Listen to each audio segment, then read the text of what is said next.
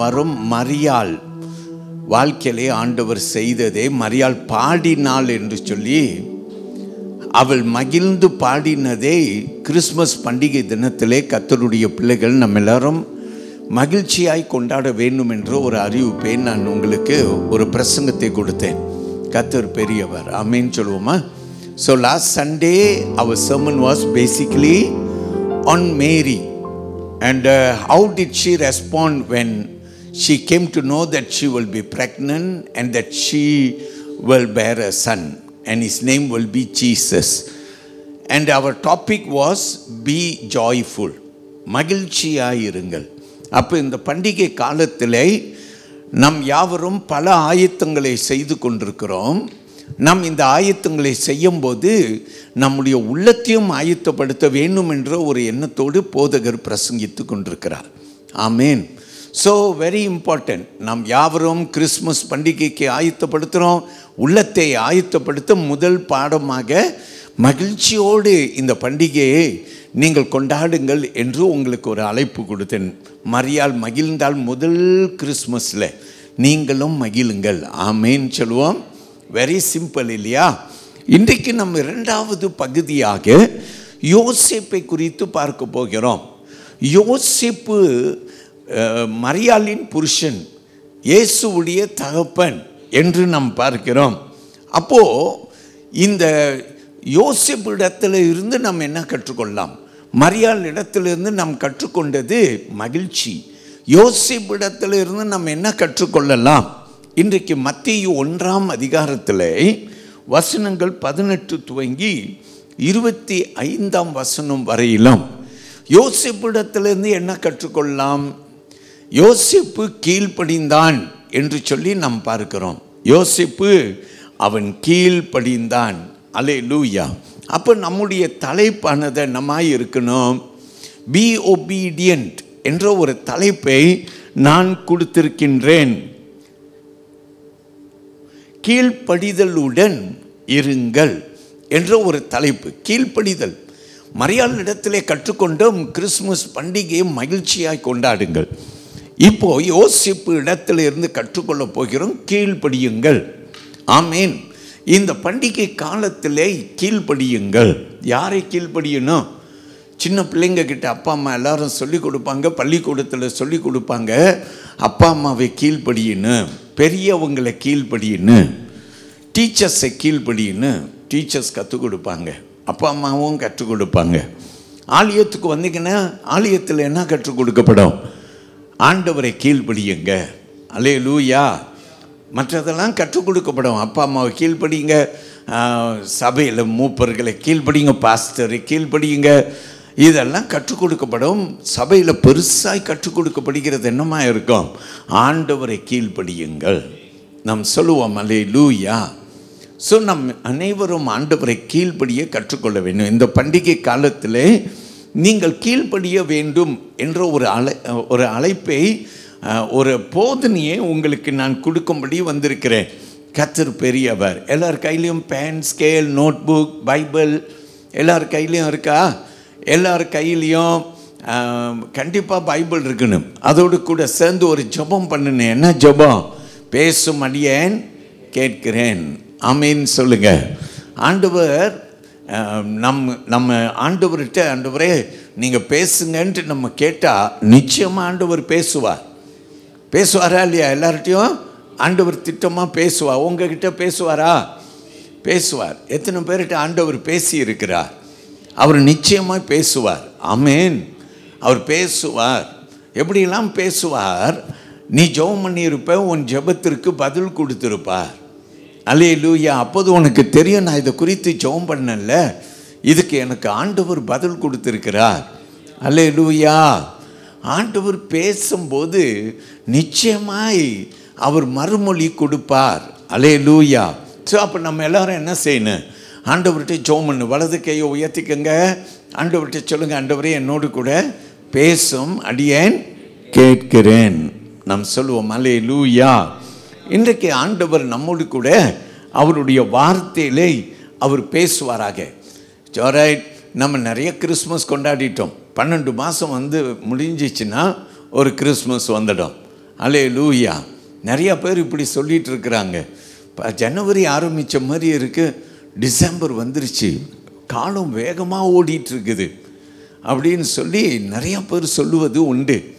நேரம் ஓடிக்கொண்டே இருக்கிறது, சீக்கிரமாய் ஓடிக்கொண்டிருக்கிறது. அல்லேலூயா.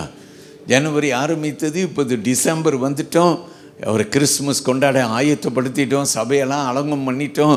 நீங்களும் உங்கள் வீடெல்லாம் அலங்கம் பண்ணியிருப்பீங்க. கேரள் குழுவினர்கள் வருகிறார்கள் இந்த வாரம். உங்கள் வீடுகளை கண்டிப்பாக நீங்கள் அலங்கம் செய்வீர்கள். ஆல்ரைட், வீடெல்லாம் அலங்கம் பண்ணலாம், உள்ளத்தை அலங்கம் பண்ணுவோம் இப்போது. அல்லேலூயா. ரைட், ஆண்டவர் நம்மோடு பேசுவார். இன்றைக்கு நம்ம என்னென்று பார்க்கிறோம், இந்த வேத பகுதியில் மரியாள் கர்ப்பவதியாய் இருக்கிறாள் என்றதை கேள்விப்பட்ட போது யோசேப்பு அவளை ரகசியமாய் வெளியரங்கமாய் அவளை அவமானப்படுத்தாதபடிக்கு யோசேப்பு என்ன திட்டமிடுகிறான், மறைமுகமாக அவளை தள்ளிவிடலாம் என்று எண்ணுகிறான். அல்லேலூயா. அப்போது தான் அன்றைக்கு இரவு அவன் தள்ளிவிடலான்ட்டு அவனுடைய மைண்டில் யோசேப்பு போட்டு இதை சிந்தித்து கொண்டு குழம்பி கொண்டு இருக்கிறான். எப்படி நம்ம யாருக்கும் பாதிப்பு வேண்டாம், அவள் கர்ப்பவதி ஆகிவிட்டாள், அவளை நான் தள்ளி விடுவேன் என்று அவன் சிந்தித்து கொண்டிருந்த போது அன்றைக்கு இரவு ஆண்டவருடைய வார்த்தை இந்த யோசேப்புக்கு வருகிறது. எப்படி வருகிறது? சொப்பனத்திலே வருகிறது. யோசேப்பே, நீ மரியாளை ஏற்றுக்கொள்ள ஐயப்படாதே. அல்லேலூயா. அவளிடத்தில் உற்பத்தி ஆனது பரிசுத்த ஆவியால் உண்டானது. எல்லாரும் வலது கையை உயர்த்தி ஒரு பிரைஸ் தி லார்ட் சொல்லுங்க. அல்லேலூயா. கர்த்தருக்கு மகிமை. அப்புறம் வேத வசனம் நமக்கு சொல்லுகிறது, அந்த வேத பகுதியிலே மத்தேயு 1ஆம் அதிகாரத்தில் 24ஆம் வசனத்துக்கு போனீங்கன்னாக்கா, யோசேப்பு தேவ தூதன் சொன்னபடியெல்லாம் செய்தான். அப்படின்னா அவன் மரியாளை ஏற்றுக்கொண்டான் என்று அர்த்தமாம். அல்லேலூயா. இந்த காரியம் தேவனால் உண்டானது என்ற ஒரு அறிவு அவனுக்கு உண்டான போது அவன் மரியாளை ஏற்றுக்கொண்டான் என்று சொல்லி அங்கு வேத வசனம் நமக்கு சொல்லுகிறது. அப்போ பைபிளில் நம்ம என்ன பார்க்குறோன்னா, மனித தன்மையிலே யோசேப்பு இந்த மரியாளை தள்ளிவிட்டிருப்பான். ஆனால் தேவ தன்மை அவனுக்கு உண்டான போது, தேவ சித்தம் தேவ வெளிப்பாடு அவனுக்கு வந்தபோது அவன் மரியாளை ஏற்றுக்கொண்டான். ஆமென். Look at Joseph over here. Joseph wanted to put away Mary when he came to know that she was pregnant. Why? Because she was pregnant, not through him. So he thought that he will put her away silently. He did not want to make a public announcement. And that night, the word of the Lord came to Joseph in a dream. And there was an angel who came in the dream and said, this is by the Holy Spirit. And do not be worried, accept Mary. மேரியை ஏற்றுக்கொள்கிறான். நாம் சொல்லுவோம் ஆமென். அல்லேலூயா. இந்த மரியாளை ஏற்றுக்கொண்டான் என்று பார்க்கிறோம். அல்லேலூயா. அப்போ சொந்த இருதயத்தில் யோசேப்புக்கு என்னன்னா, மரியாளை நான் தள்ளி விடுவேன். ஆனால் தேவ சித்தம் அவனுக்கு வெளிப்பட்ட போது அவன் மரியாளை ஏற்றுக்கொள்கிறான். இதை தான் வைத்து நாம் இன்றைக்கு ஒரு 3 காரியத்தை நாம் பார்க்க போகிறோம். நாம் சொல்லுவோம் அல்லேலூயா. அல்லேலூயா. நீங்கள் முதலாவது என்ன கற்றுக்கொள்ள போகிறோம்? First of all, I want to teach you from Matthew chapter 1 verses 18, 19 and 24. நீங்கள் முதலாவது வசனத்தை கவனியுங்கள். மத்தேயு 1ஆம் அதிகாரம் 18, 19, 24ஆம் வசனம்.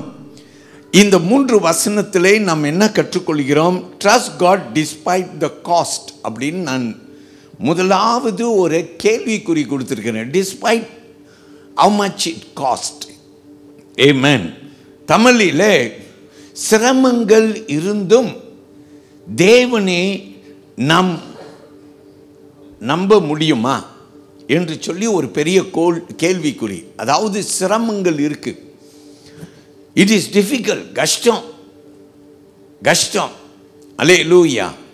நம்ம எப்போ ஆண்டவரை நம்புவோம்? எல்லாம் நமக்கு வசதியாய் வரும்போது அவரை நம்புவோம். அல்லேலூயா. நமக்கு கஷ்டம் கொடுக்குற மாதிரி வந்துச்சுன்னா நம்புவோமா? மரியாதை பாருங்கள், அவள் அவ்வளோ அவமானங்களையும் சகித்து கொள்ள வேண்டும். அவள் சகித்து கொண்டா அப்படியே ஆகட்டும் என்றாள்.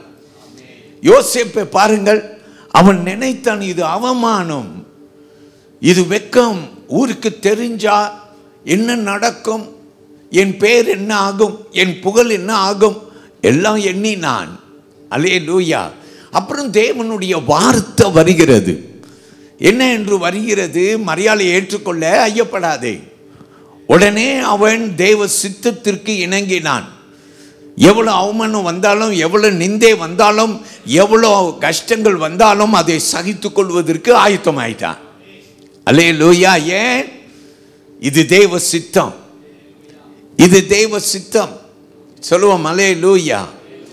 தேவ சித்தம் என்றால் அதுக்கு அடிப்பணிய, அதுக்கு கீழ்ப்படிய அவன் ஆயத்தம். When Joseph knew that it was God's will, then Mary was pregnant. He was willing to obey, though it will cost him a lot. Because when public comes to know that the woman to whom he is engaged is pregnant, they will not understand. What will happen to his reputation? But yet when he knew that this was from God, this was God's plan, இது தேவனுடைய சித்தம் என்ற போது அவன் அதற்கு கீழ்ப்படிந்தான் என்று வேத வசனம் நமக்கு சொல்கிறது. You know, man as a human being, we don't want to trust God blindly. If it benefits us, we will trust. If it doesn't benefit us, if it is going to be difficult for us, you will think twice. But look at Joseph. Joseph was one who was willing to obey God at all cost. Hallelujah. எவ்வளோ கஷ்டம், நிந்தை, எவ்வளோ பாடு, எவ்வளோ சுமைகள் வந்தாலும் தேவ சித்தம் என்று வந்துட்டா நான் அதை கீழ்ப்படிவேன். வலது கையை உயர்த்தி ஆண்டவரை மகிமைப்படுத்துங்கள். அல்லேலூயா. இந்த கிறிஸ்மஸ் பண்டிகை தினத்தில் it may cost us a lot. அல்லேலூயா. நிறையா விளைவுகளை நீ சந்திக்கிற ஒரு காலமாக இருந்திருக்கலாம், போராட்டங்களாக இருந்திருக்கலாம். உங்கள் ஆண்டவர் உங்களுக்கு என்ன செய்தார் என்று சொல்லியிருக்கலாம்.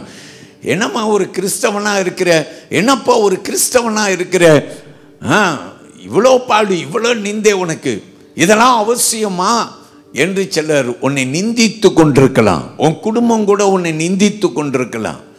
இவ்வளவு கஷ்டம்லாம் பட்டுட்டு இருக்கிறிய, இந்த இயேசு மேலே இன்னுமா நம்பிக்கை வைத்திருக்கிற என்று சொல்லி உன்னை நிந்தித்து கொண்டிருக்கலாம். அது உன்னுடைய எலும்புகளை உருவ குத்தலாம். அல்லேலூயா. ஆனாலும் அல்லேலூயா, இந்த இயேசுவுடைய நம்பிக்கை எனக்கு ஒரு நாளும் வீண் போகாது. அல்லேலூயா. ஒரு நாளும் போகாது. அவரை நான் உறுதியாய் பற்றி கொண்டேன்.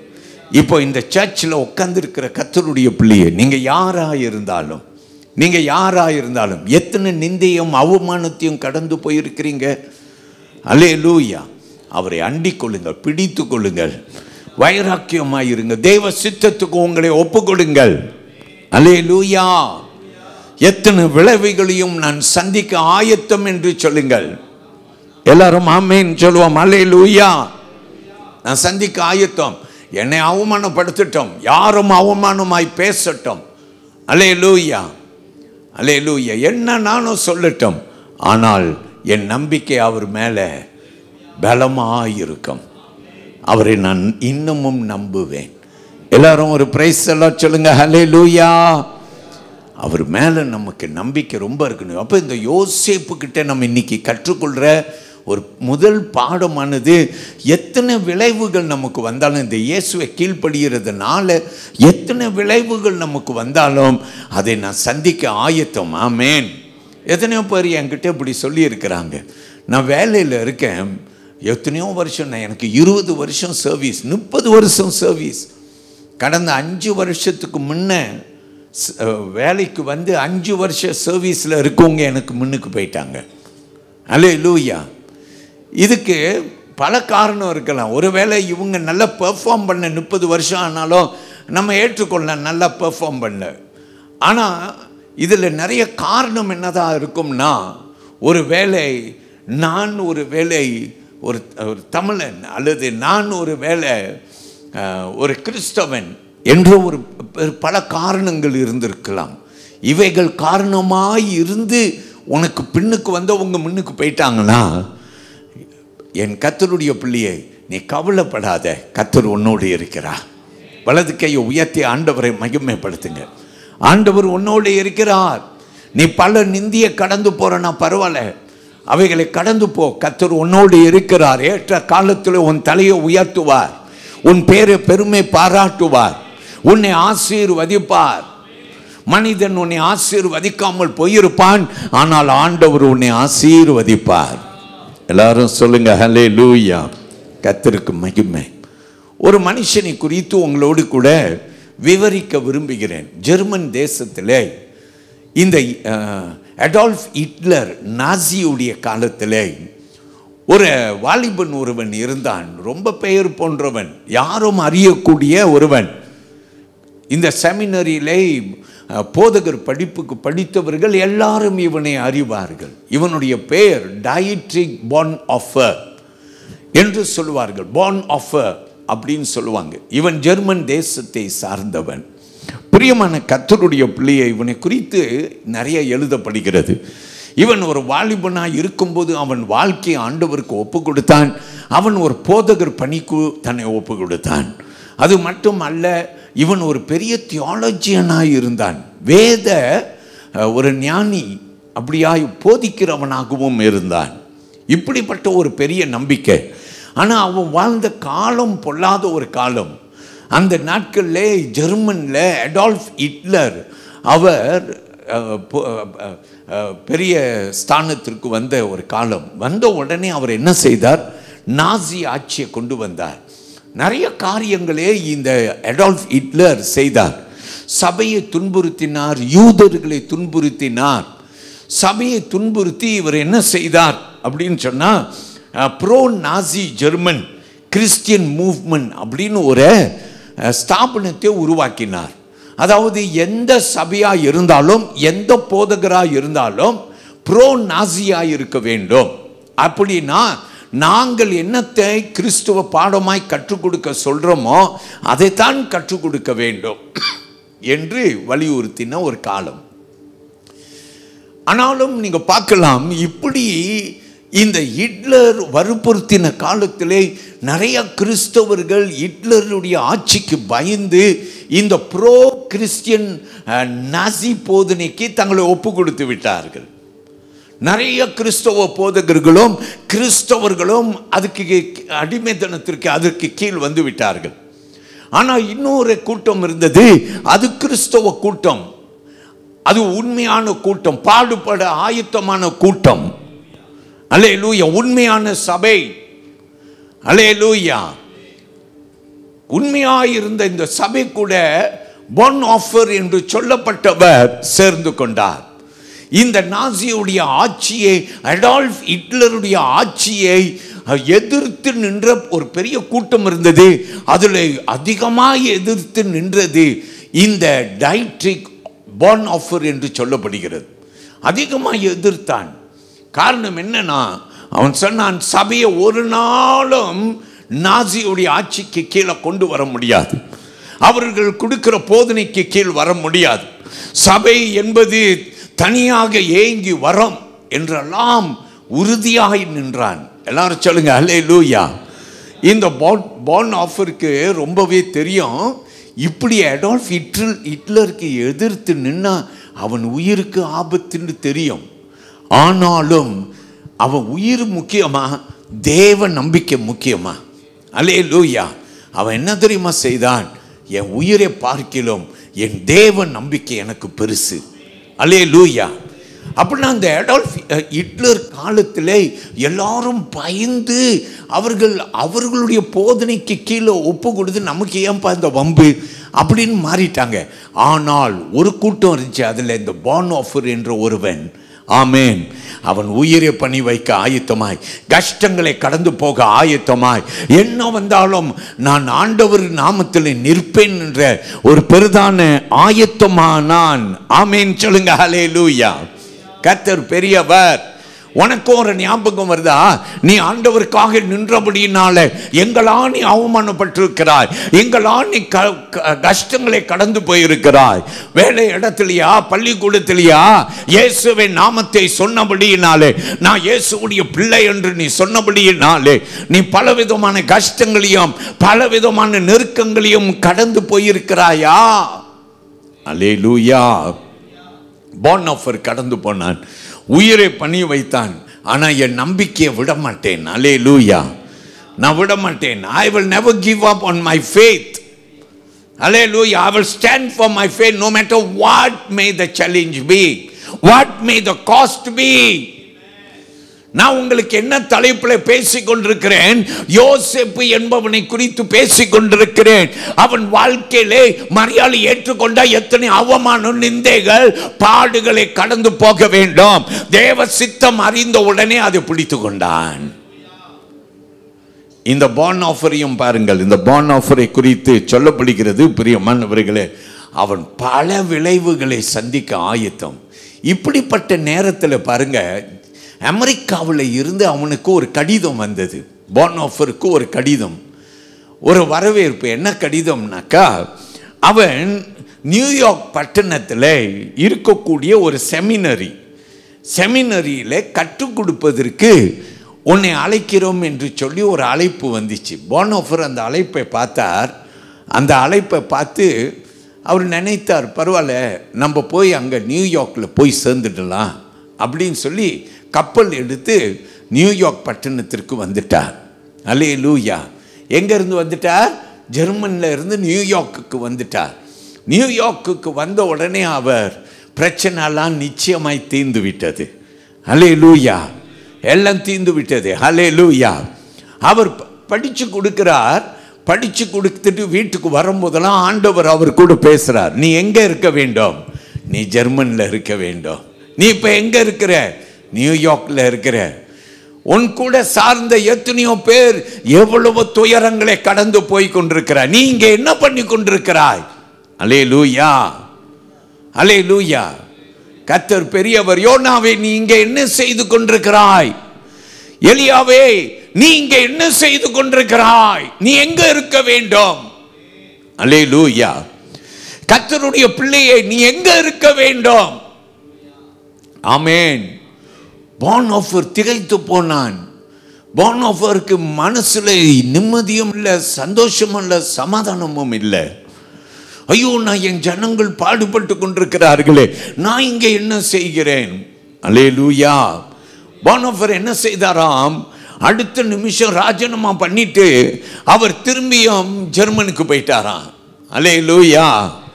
அவர் ராஜினாமா பண்ணும்போது சொன்னாராம், நான் இங்கே இருக்க வேண்டியவன் அல்ல, என் ஜனங்களோடு பாடுகளை அனுபவிக்க வேண்டிய இடத்துல இருக்க வேண்டும் என்று சொல்லிவிட்டு போயிட்டானா.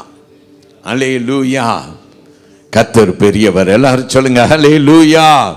மறுபடியும் இந்த அடால்ஃப் ஹிட்லரை எதிர்த்து நிற்கிற இந்த கூட்டத்தோடு அவன் சேர்ந்து எதிர்த்து நின்றானாம். எல்லாரும் சொல்லுங்க அல்லேலூயா. கர்த்தர் பெரியவர். 1943 அவர் பிடிப்பட்டார். அல்லேலூயா. பிடிப்பட்டார். அடால்ஃப் ஹிட்லர் மூலமாக பிடிப்பட்டார். அடால்ஃப் ஹிட்லர் 1945 தற்கொலை பண்ணி கொண்டார். ஆனால் சில வாரங்களுக்கு முன்னுக்கு இந்த பானோஃபர் அவர் தூக்கில் தொங்க போட்டார்கள்.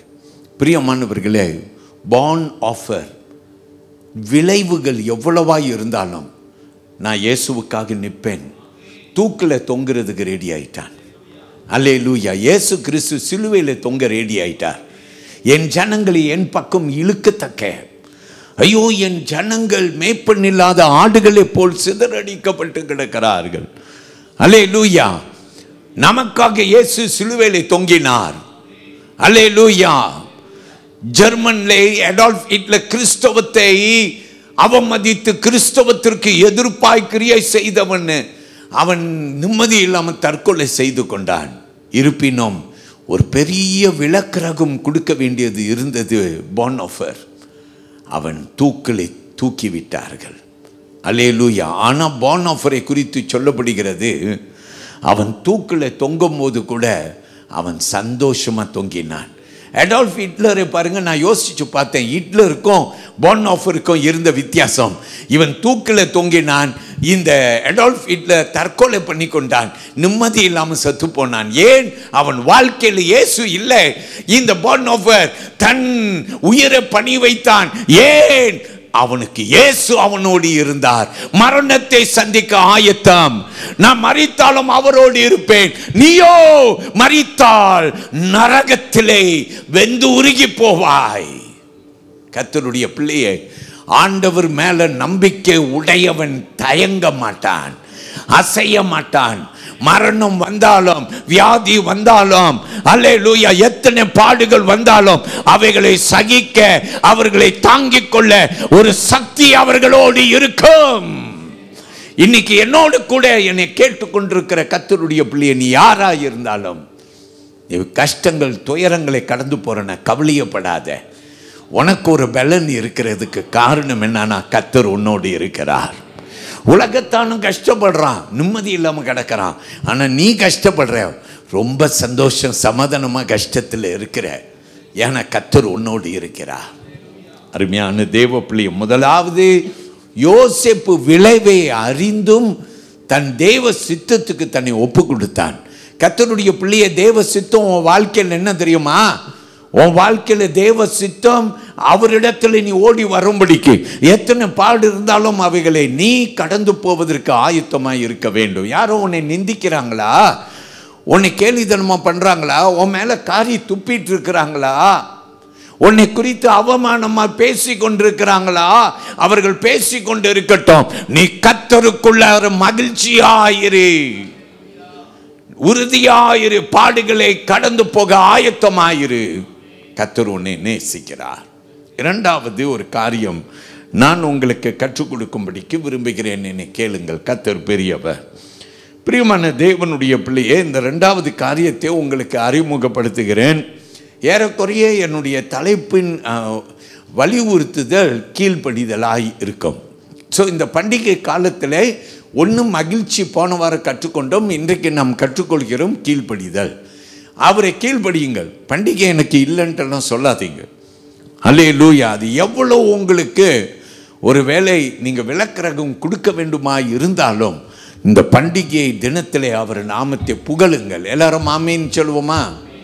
அல்லேலூயா. ரெண்டாவது நாம் கற்றுக்கொள்ள போகிறோம், what is obedience and trust. கீழ்ப்படிதல் மற்றும் நம்பிக்கை என்றால் என்ன என்று நான் ஒரு சின்ன ஒரு பாடத்தை நான் உங்களுக்கு கற்றுக் கொடுக்கும்படி விரும்பி இருக்கிறேன். சொல்லுவோம் அல்லேலூயா, அல்லேலூயா. கர்த்தர் பெரியவர். முதலாவது எபிரேயர் 11ஆம் அதிகாரத்திலே 6ஆம் வசனம். Come with me first of all to Hebrews chapter 11 and I want you to come to verse 6. கேப்போம் சீக்கிரமாய்.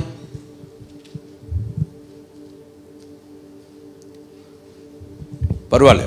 Without faith it is impossible to please God.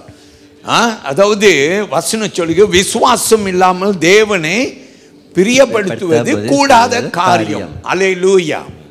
ரொம்ப வேகமா சொல்றீங்க, சீக்கிரமா எடுங்க. ஓகே. கர்த்தருக்கு மகிமை. எல்லாரும் சொல்லுவோம் அல்லேலூயா. தேவன் பெரியவர். விசுவாசம் இல்லாமல் தேவனை பிரியப்படுத்த முடியாது. இன்னைக்கு சர்ச்சுக்கு வந்துட்டு ஆண்டவரை பிரியப்படுத்திட்டேன், இன்னைக்கு காணிக்க கொடுத்துட்டு ஆண்டவரை பிரியப்படுத்திட்டேன், இன்னைக்கு நான் ஆண்டவருக்கு ஊழியம் செஞ்சுட்டேன், ஆண்டவரை பிரியப்படுத்திட்டேன். இல்லை, உன் செயல்களினால நீ ஆண்டவரை பிரியப்படுத்த முடியாது. உன் செயல்கள் அவசியம். சில பேர் சொல்லுவாங்க, நான் ஆண்டவர் மேலே ரொம்ப விசுவாசமாக இருக்கிறேன், ஆனால் காணிக்க கொடுக்க மாட்டாங்க, பாட்டு துதி நடத்தும் போது பாட மாட்டாங்க, அல்லேலூயா ஊழியம் செய்ய மாட்டாங்க, தயங்கி ஓடிக்கொண்டே இருப்பாங்க. கர்த்தருடைய பிள்ளையை ரெண்டும் இணையணும். இருதயமும் செயல்களும் இணையணும். ஆமேன். கர்த்தருக்காக செயல்படணும்.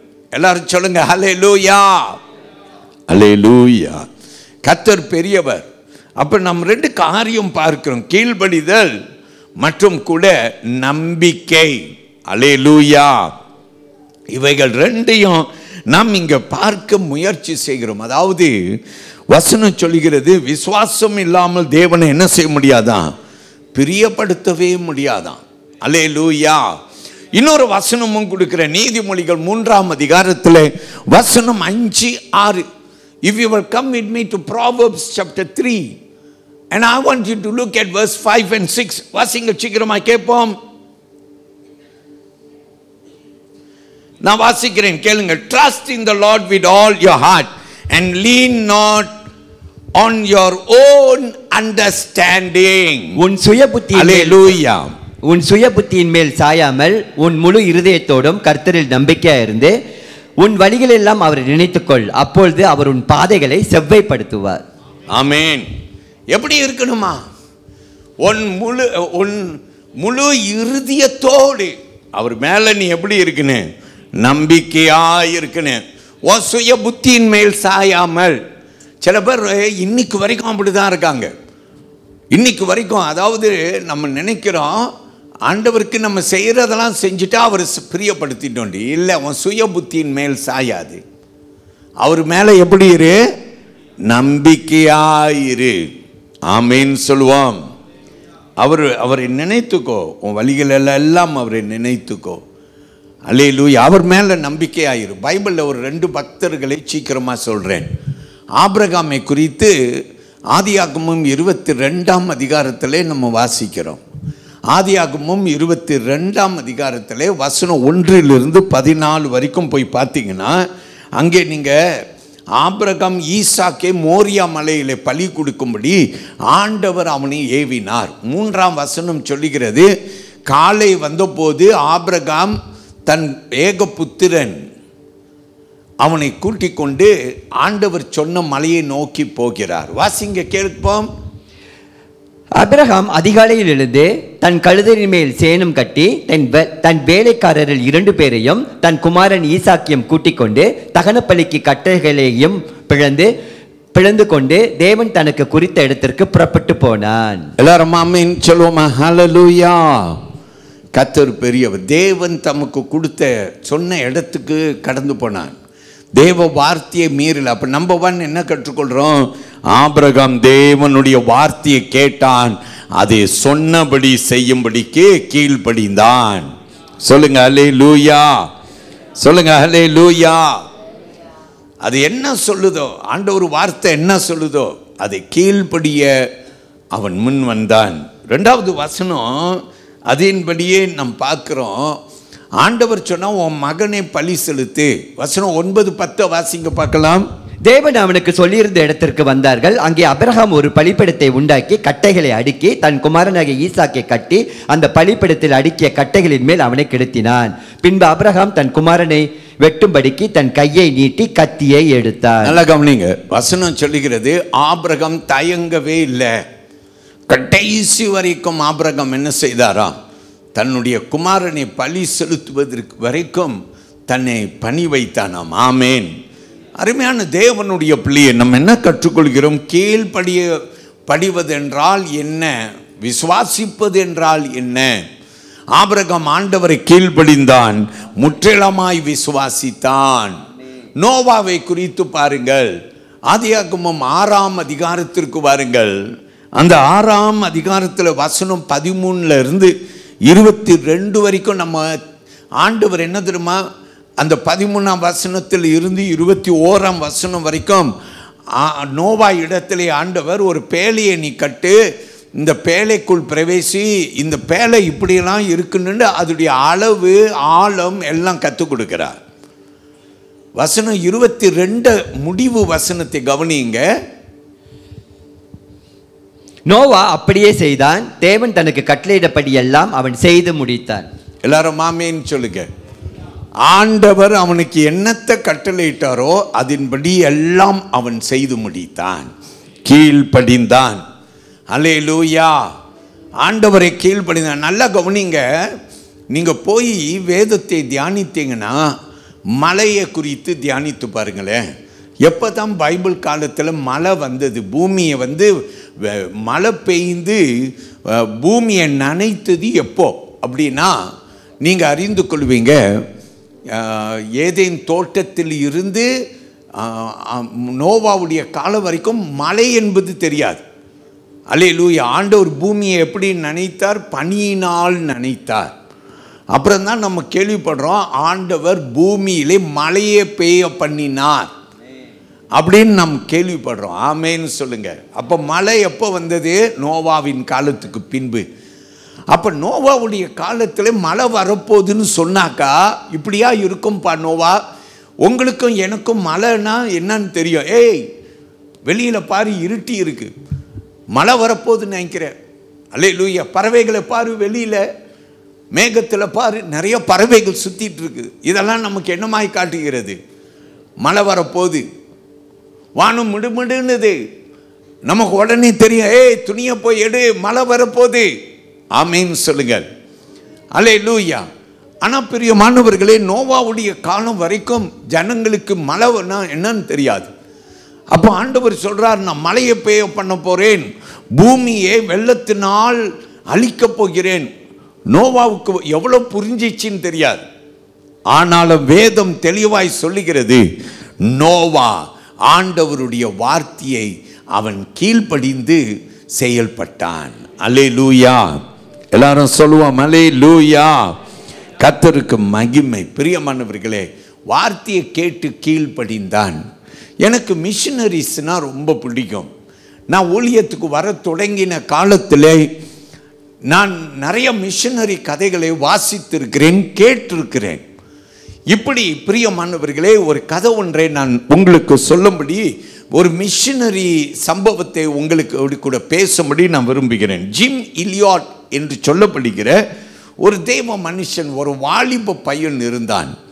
இந்த வாலிப பையன் அவனுக்கு ஒரு எண்ணம் வந்தது. ஒரு நாள் ஆண்டவர் என்னை ஊழியத்துக்கு அழைக்கிறார்.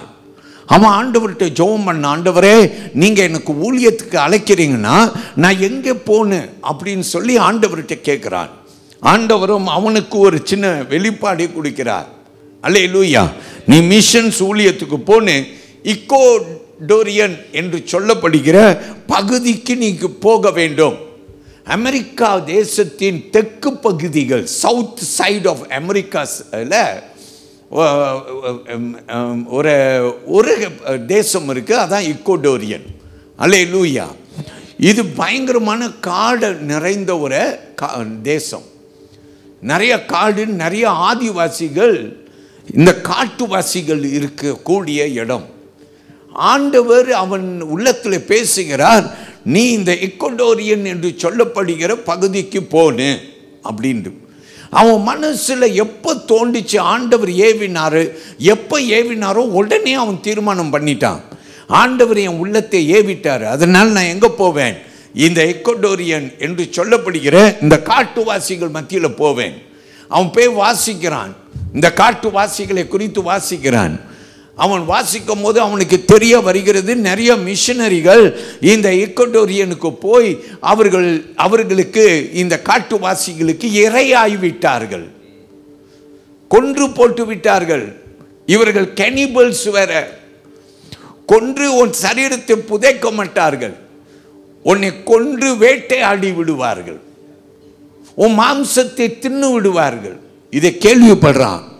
ஆனாலும் இவன் கொஞ்சம் கூட அசைக்கப்படலை. ஆமேன். அவன் மனசுல ஒரு தீர்மானம் வந்துருச்சு, ஆண்டவர் என்னை அழைத்துட்டார். அவன் என்ன தெரியுமா நினைத்தா, ஒருவேளை நிறைய பேர் இந்த ஊழியத்திலே அவர்கள் தோல்வியை கண்டிருந்தாலும் ஆண்டவர் என்னை பயன்படுத்துவார் அப்படின்னு அவனுக்கு ஒரு எண்ணம். அல்லேலூயா. கர்த்தர் பெரியவர். இந்த ஆதிவாசிகள் மத்தியில் போவதற்கு இவன் மனசை ஆயத்தப்படுத்துகிறான். இவனோடு கூட சேர்ந்து அவனுடைய 4 நண்பர்கள் சேர்ந்து அவனுக்கு கரம் கொடுத்து சொன்னார்கள், நாங்களும் உன் கூட வாரோம். அப்போ எத்தனை பேர் ஆயிட்டாங்க? 5 பேர். இன்னும் தைரியம் ஆயிட்டாங்க. 5 வாலிபர்கள் என்ன செய்கிறார்கள்? 5 வாலிபர்கள் இந்த எக்கோடோரியன் என்று சொல்லப்படுகிற இந்த காட்டு பகுதிக்கு போவதற்கும், அங்கே காட்டு வாசிகள் மனிதனை தின்னக்கூடிய கெனிபல்ஸை கூட ஆண்டவர் ரட்சிக்க முடியும் என்று சொல்லி அவர்கள் போக சித்தம் கொள்கிறார்கள். எல்லாரும் சொல்லுவோம் அல்லேலூயா, அல்லேலூயா. ஆண்டவர் பெரியவர். இவர்கள் போக பிளான் பண்ணி ஒவ்வொரு நாளும் பிளான் பண்ண உடனே போய் அங்கே இறங்கல. பல நாட்கள் இவர்கள் ஒன்றாய் கூடி ஜெபம் பண்ணாங்களா? சொல்லுங்க ஹல்லேலூயா. ஒன்னா கூடி ஜெபம் பண்ணாங்க. ஜெபம் பண்ணிட்டு இவங்க என்ன தெரியுமா செய்வாங்களா? உட்காந்து திட்டம் போடுவாங்களா? பாருங்க, இத்தனை மிஷனரி போயிருக்கிறாங்க, அத்தனை பேரையும் கொன்னுட்டாங்க. அப்போ நம்ம எப்படி போய் சுவிசேஷம் இவங்களுக்கு சொல்ல முடியும்? கண்டிப்பா நிறைய பேர் என்ன தெரியுமா, ஏய் உன் பக்கத்து வீட்லயே பார், உன் வீட்டை சுத்தி பார், எவ்வளவு பேர் ரட்சிக்கப்படல, இதெல்லாம் விட்டுட்டு நீ போறியா காட்டுக்குள்ளார் விளையாடுறியா நீனு? அப்படிதான் நம்ம பேசுவோம், அப்படிதான் நம்ம பேசுவோம். ஆனால் இந்த வாலிப பிள்ளைகள், அவர்கள் இந்த காட்டுவாசிகளும் ரட்சிப்பு பெற இவர்களையும் ஆண்டவர் நேசிக்கிறார் என்று ஒரு தாகம், ஏக்கம், ஒரு அன்பு வந்துருச்சுங்க. அதனால விடல, அவங்க கிட்ட போய் ஆண்டவரை பத்தி பேசணும்னு திட்டம் போட்டு ஜெபம் பண்றாங்க. இப்போ சொல்றாங்க, ஏன் போன மிஷனரிகள்லாம் அவர்கள் வெற்றி காணவில்லை? அப்ப இவங்க நினைச்சாங்க, நம்ம இந்த ஆதிவாசிகளை ஆயத்தப்படுத்தணும். எப்படி ஆயத்தப்படுத்துறது? இந்த டீமுக்குள்ளார இருக்கிற ஒருவன் பேர், அவனுடைய பேர் நேட் செயின்ட் என்று சொல்லுவார்கள். இந்த வாலிபன், இவனுக்கு கப்பல் ஓட்டுற ஒரு ஒரு படிப்பு, கல்வி, ஞானம் இருந்துச்சு. அப்போ இவன் என்ன தெரியுமா செய்தான்? இந்த நேட் என்று சொல்கிறவன் இவன் சொன்னா, நம்ம என்ன தெரியுமா முதல்ல செய்வோம், இவங்களுக்கு வேண்டிய ஆகாரங்கள், துணி வகைகள், இவங்களுக்கு வேண்டிய பொருட்களை நம்ம சின்ன கப்பல்களில் ஏற்றி இந்த கப்பலே அந்த இக்கோடோரிய பகுதிக்கு கொண்டு போய் அங்கிருந்து நம்ம கீழே இறக்கி விடுவோம். அல்லேலூயா. இப்படி கொஞ்ச நாளைக்கு நம்ம செய்து பார்த்தால் அவர்கள் நம்ம கூட பழகிறதுக்கு ஒரு சின்ன வாய்ப்பு கிடைக்கும் என்று சொல்லி இவர்கள் திட்டம் போட்டு ஒரு சின்ன கப்பல் ஒன்றை அவர்கள் வாடகையை எடுத்து அந்த கப்பலில் நிறைய அப்படி சேர்த்து ஒவ்வொரு முறையும் சேர்த்த உடனே இவர்கள் அந்த இக்கோடோரிய நேரியருக்கு பகுதிக்கு போவாங்களாம், அங்கே போய் இறக்கி விடுவார்களாம். அல்லேலூயா. இப்படி இறக்கி விடுவார்கள், இப்படி கையெல்லாம் காட்டுவார்கள். கடைசியாக ஒரு நாள் திட்டம் போட்டு இவர்கள் அந்த ஏரியர்லேயே போய் இறங்கினார்கள். அல்லேலூயா. இறங்கின போது கை நிறையா பொருட்கள் கொண்டு வந்திருந்தார்கள். அன்பு காட்டுகிற வண்ணமாக அவர்களிடத்தில் பொருட்களை கொடுத்து அவர்கள் கூட ஒரு சிநேகிதத்தை வளர்த்தார்களாம். அல்லேலூயா. பிரியமான தேவ பிள்ளைகளே, சிலர் அவர்களை நம்பி அவர்கள் கூட ஒரு சின்ன ஒரு ஐக்கியம் கொண்டார்கள். ஒரு நாள் வந்துச்சாம் பாருங்க, போன துவக்கத்திலேயே சில நாளுக்குள்ளார ஒரு நாள் திடீரென்று அந்த வாசிகள், அந்த காட்டுவாசிகள் மத்தியில் இருக்கிற இந்த பெரிய பெரிய அதிகாரிகள் ஈட்டிகளையும் அவர்கள் கையில் உள்ள ஆயுதங்களையும் கொண்டு அவர்கள் வந்து இந்த 5 பேரையும் ஈட்டியிலே குத்தி அங்கேயே அவர்களை காயப்படுத்தி அவர்கள் மரித்து போனார்களாம். ஜிம் இலியாட், நேட் செயின்ட் மற்றும் மூவர் எல்லாம் இந்த இடத்துல காலமானார்கள். இந்த செய்தி எங்கே போகிறது? உலகம் முழுதும் பரபரப்பை கொண்டு வருகிறது. தன் மனைவிக்கு தெரிய வருகிறது. நேட் செயின்ட் என்று சொல்லப்படுகிறவருடைய சகோதரி அறிய வருகிறார். இவங்க எல்லாம், இந்த பெண்கள் எல்லாம் ஒன்று கொண்டாங்க. இவங்க கூடி ஆச்சரியமாக துக்கித்தாலும் இயேசுவுடைய அன்பு அவர்களை பிடித்தபடியினாலே அவர்கள் சொன்னார்கள், எங்கள் கணவர், எங்கள் அண்ணன் நேசித்த இந்த ஜனங்களை நாங்களும் நேசிக்கிறோம், மன்னிக்கிறோம். அல்லேலூயா. இவங்க என்ன தெரியுமா செஞ்சாங்களா? அந்த இக்கோடோரியனுக்கு நாங்கள் போவோம் அப்படின்னு சொல்லி, நீங்கள் போய் இதை ஆராய்ச்சி செய்து பார்த்தீங்கன்னா, இந்த ஆண்கள் செய்து முடிக்க முடியாததை இந்த பெண்கள் போய் அங்கு அவர்கள் அந்த ஜனங்களோடு வசித்து ஒரு சில காலத்திலே அந்த காட்டுவாசிகள் இயேசுவை ஆண்டவராய் ஏற்றுக்கொண்டார்களாம். அல்லேலூயா. பிரியமானவர்களே, அதில் சொல்லப்படுகிற நான் வாசிக்கும் போது என் கண்களிலே தார தாரையாய் கண்ணீர் வடித்தேன். காரணம் என்னன்னா, அதில் சொல்லப்படுகிறது, எவன் இவர்கள் 5 பேரை குத்தினானோ அவன் இயேசுவை ஏற்றுக்கொண்டு அவன் ஊழியக்காரனாய் தன் ஜனங்களுக்கு ஒரு ஊழியக்காரனாய் நியமிக்கப்பட்டானா. பிரியமானவர்களே, கர்த்தர் பெரியவர். நான் சொல்றேங்க, ஆண்டவர் தம் ஜனங்கள் மூலமாய் பெரிய காரியங்களை செய்திருக்கிறார். எல்லாரும் சொல்லுங்க ஹல்லேலூயா. இந்த பண்டிகை காலத்தில் இப்படிப்பட்ட ஒரு ஜிம்மி எலியாட், ஒரு நேட் செயின்ட், இப்படிப்பட்ட ஒரு டைட்ரிக் போனோஃபரை போல கர்த்தருடைய பிள்ளைகளாகிய நாம் உயர பணி வைக்க வேண்டும். அதான் கிறிஸ்தவன். நம்பிக்கையில பெருக வேண்டும். அதான் கிறிஸ்தவன். விசுவாசத்தில் உறுதிப்படுன எல்லாம் கையப்படி உறுதியா பிடிங்க பார்க்கலாம். சும்மா அப்படி பிடிக்கிறது, சும்மா அப்படி, அது வேற. உறுதி, எனக்கு நம்பிக்கை. அல்லேலூயா. எல்லாரும் கையப்படி பண்ணுங்க பார்க்கலாம். எல்லாரும் ரைட் ஹேண்ட் பண்ணுங்க சாமி. அல்லேலூயா. ரைட் ஹேண்ட் தான். அல்லேலூயா. யுத்த கை. அல்லேலூயா. கடைசியாய் ஒரு காரியத்தை நான் 3வதாய் உங்களுக்கு சொல்லி முடிக்கிறேன். என்ன கேளுங்கள். How can we live a life of obedience to God's word? தேவனின் வார்த்தைக்கு கீழ்ப்படிந்து வாழ்வது எப்படி? எல்லாம் ஆமென் சொல்லுங்க. தேவனுடைய வார்த்தைக்கு நம்ம எல்லாரும் கீழ்ப்படிந்து வாழ்வது எப்படி? கீழ்ப்படியணுங்க. அல்லேலூயா. வசனம் சொல்லுது. ஒரு வசனத்தை எடுங்க. யாக்கோபு 1ஆம் அதிகாரம் 22ஆம் வசனம். Look at James chapter 1 verse 22. Do not be listeners but be doers of his word. வசனம் சொல்லுகிறது, அல்லாமலும் நீங்கள் உங்களை வஞ்சியாதபடிக்கு திருவசனத்தை கேட்கிறவர்களாய் மாத்திரமல்ல, அதன்படி செய்கிறவர்களாயும் இருங்கள். ஆமென். எப்படி இருக்கணுங்க? கேட்கிறவர்களா மட்டும் இல்லை. இன்னைக்கு ரொம்ப பேர் சர்ச்சில் மாற்றமே இல்லைங்க. ஞாயிற்றுக்கிழமை ஒவ்வொரு வாரம் நம்ம அப்படியே தான் இருக்கிறோம். முன்ன இருந்த மாதிரி தான் இருக்கும். விசுவாசத்தில் தேறின ஒரு அனுபவம் கிடையாது. முன்ன இருந்த மாதிரி தான். எவ்வளோதான் பாஸ்டர் உங்களை வலியுறுத்தி சொன்னாலும் உங்களுக்கென்று ஒரு கொள்கை இருக்கு. எனக்கு இவ்வளோதான் இயேசுவை பற்றி வேணும். அதுக்குள்ளேயே நம்ம நின்று கொள்கிறோம். இன்னும் ஆழமாய் அவருக்குள்ள போக மனம் இல்லாமல் இருக்கிறோம். கர்த்தருடைய பிள்ளையை கர்த்தர் உன்னை ரொம்ப நேசிக்கிறபடினாலே உனக்கு சொல்லுகிறார், நீ வசனத்தை கேட்டு போகிற பிள்ளையாய். அல்லேலூயா. இன்னைக்கு 2 கூட்டம் மக்கள் இருக்கலாம். ஒரு கூட்டம் எப்படா முடியும் இந்த பிரசங்கம்னு உட்கார்ந்துட்டு இருக்கலாம். இன்னொரு கூட்டம் இப்படி இருக்கலாம். கேட்க கேட்க மனசுல ஒரு ஆர்வம். ஆண்டவர் இவ்வளோ நல்லவரா? இந்த யோசேப்பு கிட்ட இவ்வளோ இருக்கா? அல்லேலூயா. நம்ம எப்போதும் யோசேப்பை பற்றி எப்படி தெரியும்? இயேசுடைய பிறப்பின் நற்செய்தியை நம்ம கேட்டால் இயேசுடைய பெற்றோர்கள் மரியாள் யோசேப்புன்னு நமக்கு தெரியும். ஆனால் அவர்கள் எவ்வளோ தியாகம் பண்ணி இருக்கிறார்கள் என்று ஒரு எண்ணம் நமக்கு உண்டோ? முதல் கிறிஸ்துமஸ்க்கு தியாகம் பண்ணி இருக்கிறார்கள். மரியாள் மகிழ்ந்தால், யோசேப்பு கீழ்ப்படிந்தான். எல்லாரும் ஆமீன் சொல்லுவோம். அல்லேலூயா.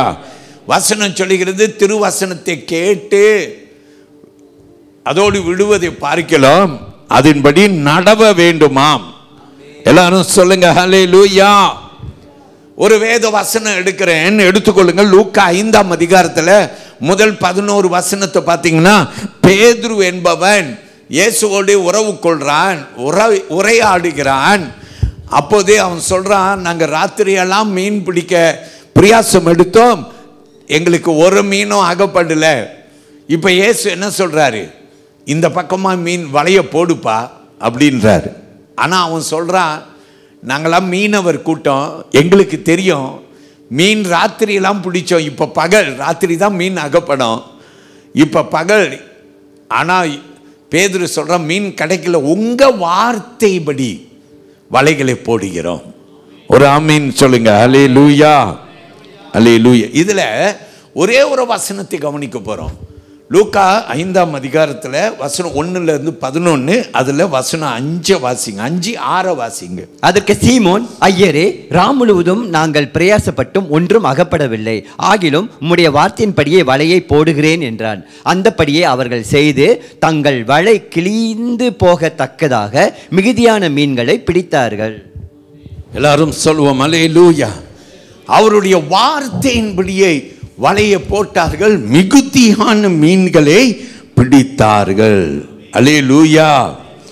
இன்னைக்கு நான் சொல்றேங்க, தேவ சித்தத்துக்கும் தேவ வார்த்தைக்கும் நீங்க இடம் கொடுத்து வாழ்ந்தீங்கன்னா உங்க வாழ்க்கையில எங்கேயோ போயிருவீங்க. கர்த்தர் உங்களுக்கு பெரிய காரியங்களை செய்வார். அல்லேலூயா. வார்த்தையை கேட்டுட்டு இந்த காதில் கேட்டு நம்ம பிள்ளைங்களை பார்த்து சொல்லுவோம், அவனை பாரு எவ்வளோ திட்டுனாலும் இந்த காதில் கேட்டு அந்த காதில் விட்டுட்டு போயிட்டே இருக்கிறான், எவ்வளோ கொழுப்பு பிடிச்சவனாக இருப்பான் இவன் அப்படின்னு நம்ம பிள்ளைகளை திட்டுவோம். ரொம்ப கொழுப்புடா உனக்கு, ஒரு காதில் கேட்டு இன்னொரு காதில் விட்டுடுற அப்படின்னு சொல்லி எவ்வளோ சொன்னாலும் உனக்கு மண்டையில் ஏறலை அப்படின்னு அப்பா அம்மா திட்டுவாங்க பையனை. அல்லேலூயா. புரியலையா உனக்கு அப்படின்னு சொல்லுவாங்க.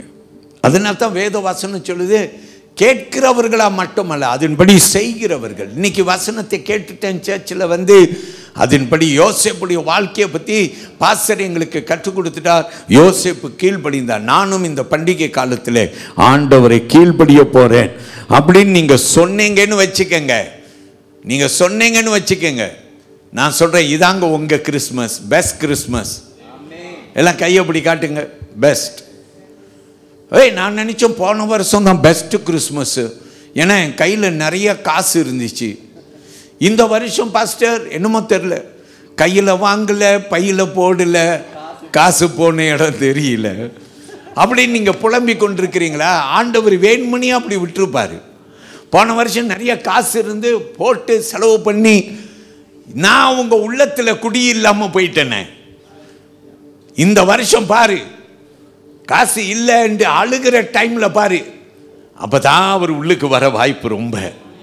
அல்லேலூயா.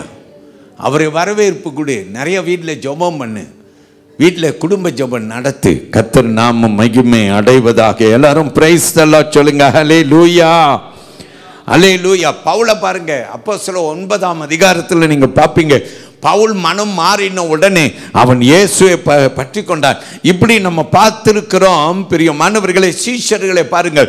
மத்தேயு 4ஆம் அதிகாரம் 18ஆம் வசனத்திலிருந்து 28 வரைக்கும் 22 வரைக்கும் பார்த்தீங்கன்னா அங்கே சீஷர்கள் என்ன செய்தார்களாம்?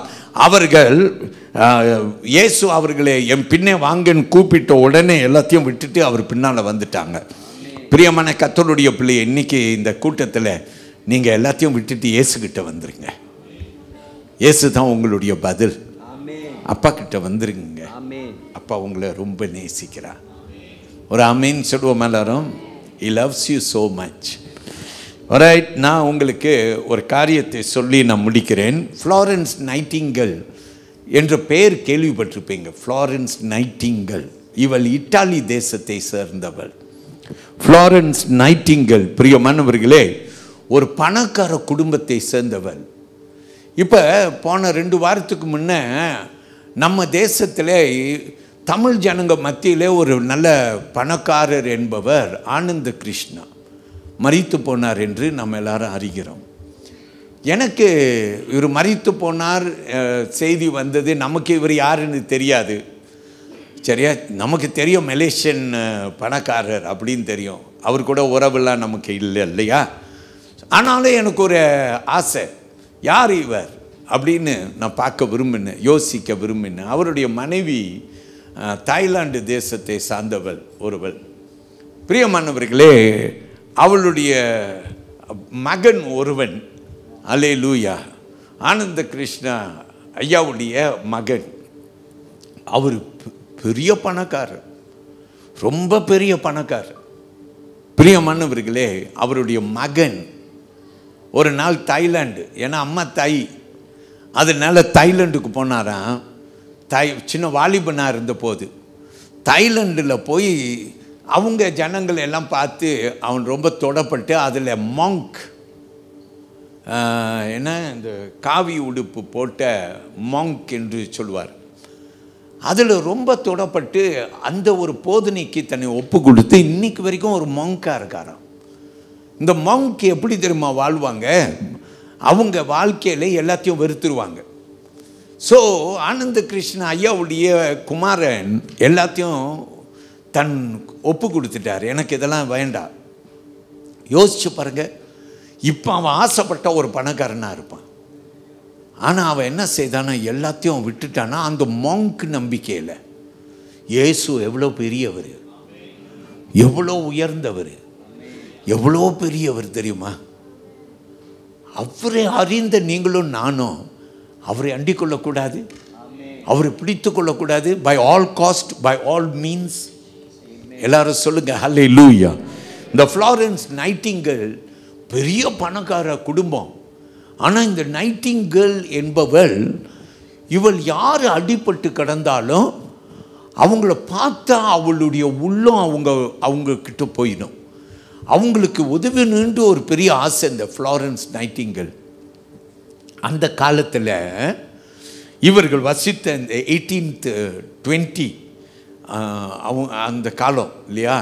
அப்போ அந்த காலத்தில் வந்து இந்த நர்சிங் வேலை இருக்குல்ல, ஹாஸ்பிட்டலில் நர்சிங் வேலை செய்கிறாங்க. இந்த நர்சிங் வேலைக்கு மதிப்பே கிடையாது. அது வேலையிலேயே வேலை ஒரு லோ கிளாஸ்டான வேலையும் அந்த காலத்தில். அல்லேலூயா. யாரும் அந்த வேலையை விரும்ப மாட்டாங்க. ஏன்? சேவை செய்யணும். ஆனால் இந்த ஃப்ளாரன்ஸ் நைட்டிங்கேலுக்குள்ளார ஒரு பெரிய ஆசை என்னன்னா, நான் ஒரு நர்ஸ் ஆக வேண்டும், நான் பணி செய்யணும். அவங்க அம்மா அப்பா ஒரு நாள் அவளை கூப்பிட்டு, ஃப்ளாரன்ஸ் இங்கே வா என்று கூப்பிட்டு உட்கார வச்சு திட்டுன்னு திட்டி அவகிட்ட சொன்னாங்களாம், உன் வாழ்க்கை குறித்து நாங்கள் எவ்வளவோ கோட்டைகளை கட்டி வைத்திருக்கிறோம், ஆசைகளை நினைத்து வைத்திருக்கிறோம், எல்லாத்தையும் விட்டுட்டு இப்படிப்பட்ட ஒரு வேலைக்கா நீ போகிற அப்படின்னு சொல்லி, நீ படித்த படிப்பு என்ன ஆகும், உன் அந்தஸ்து என்ன ஆகும், எல்லாம் அம்மா அப்பா திட்டுன்னு அனுப்பி விட்டுட்டாங்க. திரும்பி பார்க்குறாங்க, அவன் மனசு அவன் ஏக்கம் எல்லாம் இப்படி அடிபட்டு கஷ்டப்படுகிற இவர்களுக்கு.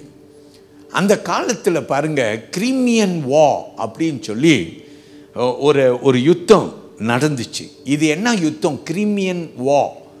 நீங்கள் இந்த யுத்தம் என்னன்னு சொன்னால், ரஷ்யா, பிரிட்டன் மற்றும் கூட பிரான்ஸ் எல்லாம் ஒன்றுக்கு ஒன்று யுத்தம் போட்ட இந்த கிரிமியன் வா. அந்த நாட்களில் தான் இவள் ஒரு வாலிப பெண், ஃப்ளாரன்ஸ் நைட்டிங்கேல். அப்போ ஒரு அழைப்பு கொடுக்கப்பட்டுச்சு. ரொம்ப பேர் யுத்தத்தில் அடிபட்டு பயங்கர துடுப்பில் இருக்கிறாங்க. வி நீட் நர்சஸ், எங்களுக்கு நர்ஸ் தேவையாக இருக்கிறது, இவர்களுக்கு பணி செய்வதற்கு எங்களுக்கு நிறையா ஆதரவுகள் தேவை. ஃப்ளாரன்ஸ் நைட்டிங்கேல் உடனே தன் பேரை கொடுத்து அடுத்த நிமிஷம் யுத்தத்தில் பாதிக்கப்பட்டு இப்போ ஹாஸ்பிட்டல் எல்லாம் நிரம்பி கிடக்கிறார்கள். அல்லேலூயா. இந்த ஃப்ளாரன்ஸ் நைட்டிங்கேல் ராத்திரியும் பகலும் பார்க்காம அவள் போய் அவர்களுக்கு போய் மனம் இறங்கி, எவ்வளோ பெரிய காயமாக இருந்தாலும் காயங்களை கட்டினாலாம். அவள் சுற்றி பார்த்தாலாம் பாருங்க. சுற்றி பார்க்கும்போது என்ன தெரியுமா, குறிப்பிட்டு பிரியமானவர்களே, சுகாதாரம் அப்படின்னு சொல்லுவோம். அதாவது நம்மளுடைய சர்ச்சில் பாத்ரூம் ரொம்ப சுத்தம் இல்லாமல் இருக்குது, பயங்கர நாட்டம் அப்படின்னு சொல்லுவாங்க. பள்ளிக்கூடத்துக்கு போனால் பள்ளிக்கூடத்தில் பிள்ளைங்க சொல்லுவாங்க, ஐயோ காலே வைக்க முடியாத மாதிரி பயங்கர நாத்தம். ஏன் பப்ளிக் டாய்லெட்லாம் சும்மா சொல்லவே வேண்டாம். அப்போது இந்த ஃப்ளாரன்ஸ் நைட்டிங்கேல் கற்றுக்கொண்டாங்க. என்ன கற்றுக்கொண்டாங்கன்னா, நிறைய வியாதியிலே அவர்களை காயத்தை ஆற்றிடலாம். ஏன்னா இவங்கெல்லாம் வாலிபர்கள் தான். ஆனால் ஏன் மரித்து போகிறாங்கனாக்கா, அந்த நாட்களில் இருந்த அந்த சுகாதார பிரச்சனை. அங்கே சுத்தமே கிடையாது, பாத்ரூமில் சுத்தம் இல்லை, அவங்க பயன்படுத்துகிற கை சுத்தம் இல்லை, எல்லாம் சுத்தம் இல்லை. ஃப்ளாரன்ஸ் நைட்டிங்கேல் மனசில் ஒரு வைராக்கியத்தை வளர்த்து கொண்டு சுத்தத்தை கற்றுக் கொடுக்க ஆரம்பித்தாள். அல்லேலூயா. ராத்திரியில் விளக்கு பிடித்து கொண்டு மரண வேதனை பட்டு கொண்டிருக்கிறவர்களுக்கு காயம் கட்டுவதற்கு வருவாளாம். அதனால தான் இந்த ஃப்ளாரன்ஸ் நைட்டிங்கேலுக்கு என்ன பேர் தெரியுமா கொடுக்கப்பட்டது? The lady with the lamp, விளக்கை ஏந்தின பெண் என்ற பேர். தெரியுமா? நீங்கள் பார்த்துருப்பீங்க, நிறைய ஃபோட்டோஸ்லாம் இருக்கும். நம்ம மதர் தெரேசாவையும் ஃப்ளாரன்ஸ் நைட்டிங்கேலையும் மிக்ஸ்அப் பண்ணிடுவோம். மதர் தெரேசாவை போல ஃப்ளாரன்ஸ் நைட்டிங்கேல் இப்படி ஒரு பெரிய பேர் வாங்கி அவள் மருத்துவங்களை கட்டினாள், நர்சிங் ஸ்கூல்ஸ் கட்டினாலாம் பிற்காலத்திலே. பிரியமானவர்களே, ஃப்ளாரன்ஸ் நைட்டிங்கேல் அவள் தன்னுடைய சொத்து எல்லாத்தையும் பெருசா பார்க்காம ஏழைகளுக்கு, அடிப்பட்டவர்களுக்கு மனம் இறங்கினாலாம். என் அருமையான தேவனுடைய பிள்ளையே, கீழ்ப்படியுங்கள். கர்த்தர் உன்னை எங்கே அழைக்கிறாரோ அங்கே உண்மையாய் இருக்க உங்களை ஒப்பு கொடுங்கள். அப்போது தேவ நாமம் மகிமை பெறும். கடைசியாய் யோவான் 14:23 வாசித்து முடிப்போம், நாம் கேட்போம். யோவான் 14:23 நாம் இப்போது கேட்போம். இயேசு அவனுக்கு பிரதித்திரமாக, ஒருவன் என்னில் அன்பாய் இருந்தால் அவன் என் வசனத்தை கைக்கொள்ளுவான். அவனில் என் பிதா அன்பாய் இருப்பார். நாங்கள் அவனிடத்தில் வந்து அவனோடே வாசம் பண்ணுவோம். எல்லாரும் ஒரு பிரைஸ் தி லார்ட் சொல்லுவோமா? ஹல்லேலூயா. வசனம் சொல்லுகிறது. Look at John's Gospel chapter 14 and verse 23. It reads like this. Jesus answered and said to him, if anyone loves me, he will keep my word, and my Father will love him, and we will come to him and make our home with him. Amen. பிரியமானவர்களே, கர்த்தருக்கென்று வாருங்கள். இந்த Christmas பண்டிகையிலே சேவை செய்வோம். எழுந்து நிற்போம் எல்லாரும். கர்த்தருக்கு மகிமை. Praise the Lord.